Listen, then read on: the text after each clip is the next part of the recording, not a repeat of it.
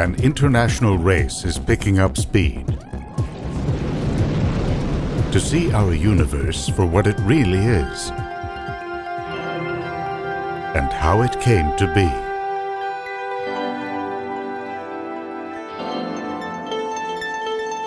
According to the standard theory that describes the origins of the universe, its early moments were marked by the explosive contact between subatomic particles of opposite charge.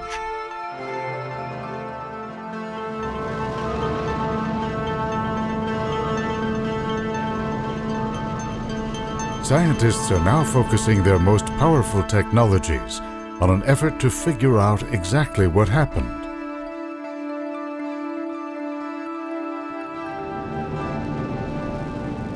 Our understanding of cosmic history hangs on the question, how did matter as we know it survive? And what happened to its birth twin, its opposite, a mysterious substance known as antimatter?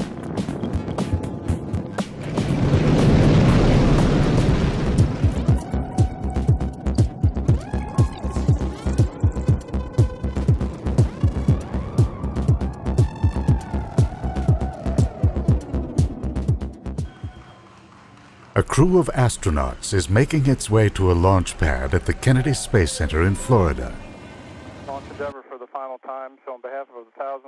They'll enter the Space Shuttle Endeavour for the 134th and second to the last flight of the Space Shuttle. Be back here June 1st.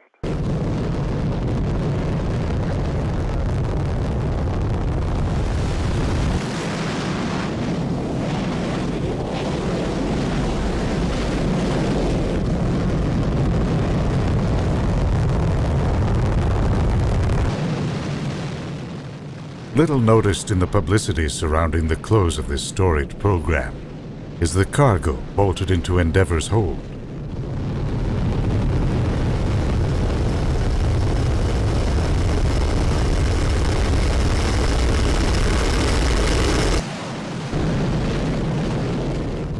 It's a science instrument that some hope will become one of the most important scientific contributions of human spaceflight. It's a kind of telescope, though it will not return dazzling images of cosmic realms long hidden from view, the distant corners of the universe, or the hidden structure of black holes and exploding stars. Unlike the great observatories that were launched aboard the shuttle, it was not named for a famous astronomer, like Hubble or the Chandra X-ray Observatory. The instrument, called the Alpha Magnetic Spectrometer, or AMS, is the brainchild of this man, Samuel Ting, from Massachusetts Institute of Technology. At the heart of the AMS is a large superconducting magnet designed to operate in the pristine environment of space. With its intensive power requirements, the final version was attached to the International Space Station. The promise surrounding this device is that it will enable scientists to look at the universe in a completely new way. And you guys are go for SRMS release. Endeavour copies on the big loop. Most telescopes are designed to capture photons, so-called neutral particles reflected or emitted by objects such as stars or galaxies. AMS will capture something different: exotic particles and atoms that are endowed with an electrical charge. Among these are a theoretical dark matter particle called a neutralino. Then there are the strangelets, a type of quark that could amount to a whole new form of matter.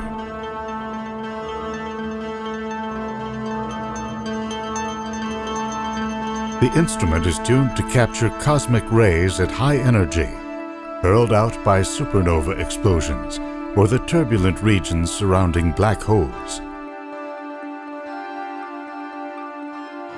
And there are high hopes that it will capture particles of antimatter from a very early time that remains shrouded in mystery. The chain of events that gave rise to the universe is described by what's known as the Standard Model.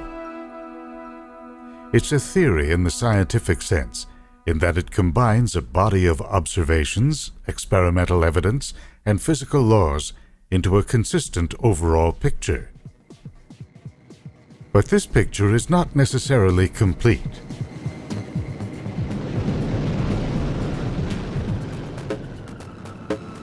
The universe began hot. After about a billionth of a second, it had cooled down enough for fundamental particles to emerge in pairs of opposite charge, known as quarks and antiquarks. After that came leptons and antileptons, such as electrons and positrons. These pairs began annihilating each other. Most quark pairs had annihilated by the time the universe was a second old, with most leptons gone a few seconds later. When the dust settled, so to speak, a tiny amount of matter, about one particle in a billion, managed to survive the mass annihilation. That tiny amount went on to form the universe we know. All the light-emitting gas, dust, stars, galaxies, and planets. To be sure, antimatter does exist in our universe today. The Fermi Gamma Ray Space Telescope spotted a giant plume of antimatter extending out from the center of our galaxy, most likely created by the acceleration of particles around a supermassive black hole. The same telescope picked up signs of antimatter created by lightning strikes in giant thunderstorms in Earth's atmosphere. A European cosmic ray satellite called Pamela detected a huge store of antiprotons in orbit around the Earth, created by high-energy particles striking the upper atmosphere, then held there by magnetic fields that ring the planet. Scientists have long known how to create antimatter artificially in physics labs, in the super-hot environments created by crashing atoms together at nearly the speed of light.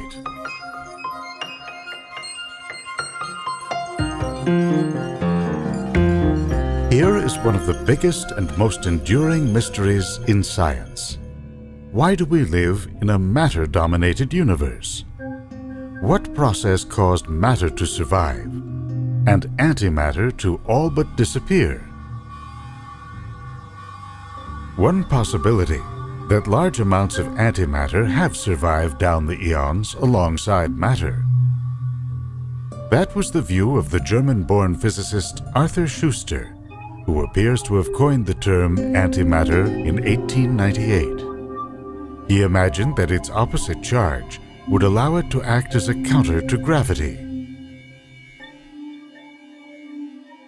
Large tracts of space, he wrote, might thus be filled, unknown to us, with a substance in which gravity is practically non-existent, until by some accidental cause, such as a meteorite flying through it, unstable equilibrium is established, the matter collecting on one side, the antimatter on the other,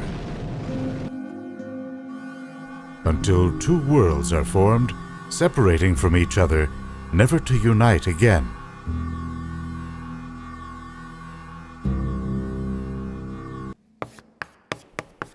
The issue gathered dust until 1928, when a young physicist, Paul Dirac, wrote equations that predicted the existence of antimatter.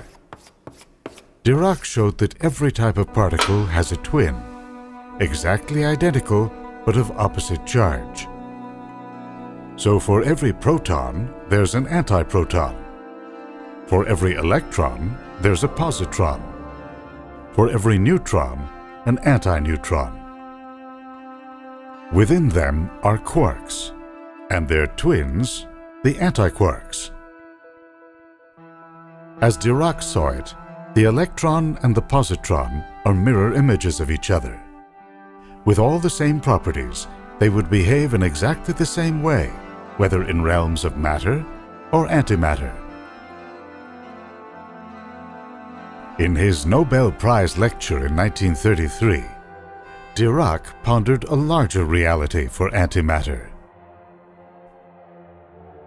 If we accept, he said, the view of complete symmetry between positive and negative electric charge so far as concerns the fundamental laws of nature, we must regard it rather as an accident that the Earth, and presumably the whole solar system, contains a preponderance of negative electrons and positive protons. It is quite possible that for some of the stars it is the other way about, these stars being built up mainly of positrons and negative protons. Just the year before, the physicist Carl Anderson had confirmed the existence of antimatter by shooting gamma rays at atoms, creating electron-positron pairs. It became clear, though, that ours is a matter universe. The Apollo astronauts went to the moon and back, never once getting annihilated. Solar cosmic rays proved to be matter, not antimatter. Traveling to every corner of the solar system, our probes have not encountered any objects made of antimatter. Cosmic rays from the Milky Way are overwhelmingly matter. If there are any large concentrations in nearby galaxies or galaxy clusters, we should see gamma rays produced when particles and antiparticles find each other. It stands to reason, too, that when the universe was more tightly packed, that it would have experienced an annihilation catastrophe that cleared the universe of large chunks of the stuff. Unless antimatter somehow became separated from its twin at birth and exists beyond our field of view, scientists are left to wonder, why do we live in a matter-dominated universe? Dirac's symmetrical view of matter and antimatter, which saw them as equivalent, collapsed 3 decades later in 1964. The American physicists James Cronin and Val Fitch examined the decay of a particle called a kaon to its antiparticle twin. They found that the transformation back to normal matter did not occur with the same probability. That would suggest there must be small differences in the physical laws that govern matter and antimatter. To find out exactly what makes them different, or asymmetrical, would be a big step toward understanding how our universe took the shape that it did.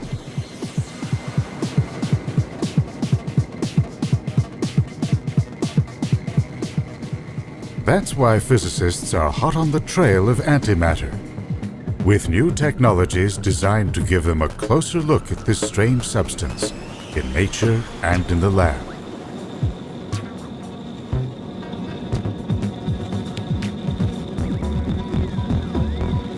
What if there is some antimatter out there, escapees from the mass annihilation of the Big Bang, still fleeing through the emptiness of space?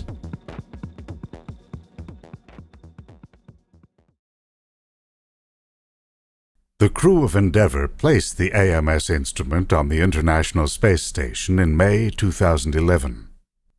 Since then, scientists have been combing the data for the signatures of antimatter particles striking its detector. If they manage to detect heavier elements such as antihelium or anticarbon, that would point to concentrations of antimatter in space large enough to have formed stars where those elements are created, and suggest that symmetry, may not have been broken after all.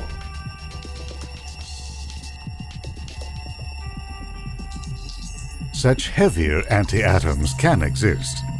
At Brookhaven National Lab in New York, scientists recently smashed gold atoms together at nearly the speed of light.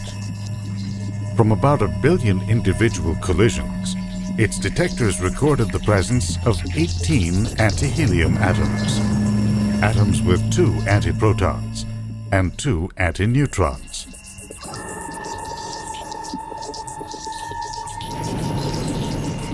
The explosive potential of antimatter in this universe has long animated the voyages of science fiction. It's the fuel of choice for getting beyond our solar system and out to the stars. Just to get into orbit, the space shuttle had to be loaded up with some 15 times its weight in conventional rocket fuel. The energy contained in antimatter is orders of magnitude greater. In fact, it would take just a coin-sized portion to propel the shuttle into orbit. Because antimatter is so volatile in our matter-filled universe, the challenge for scientists is first to create it, then to hold it for enough time to study it, before it simply vanishes. Even as the shuttle Endeavour glided onto land for the last time, AMS scientists were beginning to filter through the rush of charged particles in space. Meanwhile, scientists on the ground were beginning their own intensive efforts to corral antimatter in their labs. They are trying to do this at the giant European Physics Lab, CERN. In a little-known corner, the Antiproton Deceleration Lab, a group of scientists is showing that you can actually trap and hold antimatter long enough to study it. The antiprotons from the antiproton decelerator, that's the machine that we need here at CERN, come down this pipe right here. And they come into our apparatus, which is inside this large magnet. This is a very strong magnetic field to help to confine the charged particles that make antihydrogen. We mix the antiprotons with positrons inside this magnet trap, and that's where we capture them. Inside the alpha chamber, the magnetic field holds the particles in place and isolates them from one another. An electric field separates the electrons and positrons. They are then carefully brought into contact. When 2 positrons collide, one falls into orbit around an antiproton, forming antihydrogen. Then the molecule is trapped by magnetic fields, like a marble rolling around in a bathtub. Now remove the bathtub, the magnetic fields. The antimolecule smacks up against the wall of the detector and annihilates, emitting a shower of particles. So what we do is hold on to them for 1,000 seconds and then release them to make sure they were there. That's how you do this measurement. That 1,000 seconds, almost 17 minutes, is a major accomplishment. On the atomic life scale, 1,000 seconds is forever. Things on the atomic life scale are measured in nanoseconds or smaller perhaps. So this is forever for an atom to be trapped. The next step, and that's what we're reporting now, is to hold on to it. See how long can we keep it around so that we can study it. After all, that's what we want to do. We want to study the antimatter, compare it to matter, and see if they're the same. And by study, we mean interact with lasers or with microwave radiation to see what their structure is inside. How do they behave? Do they behave exactly like hydrogen? Within the same lab, the effort to pinpoint differences is already underway. Scientists working with the Asakusa detector are trying to measure the precise weight of an antiproton. These oddball molecules contain one antiproton, which would normally inhabit the atomic nucleus.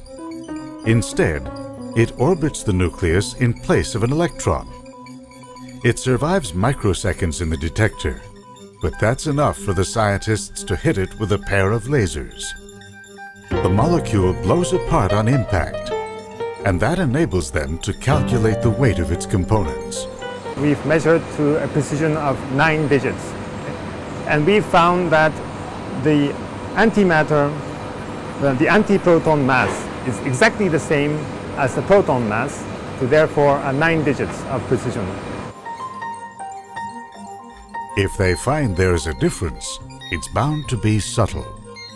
Will it be enough to shed light on why matter survived and antimatter did not? The differences may lie much deeper in the structure of matter than we've so far been able to go.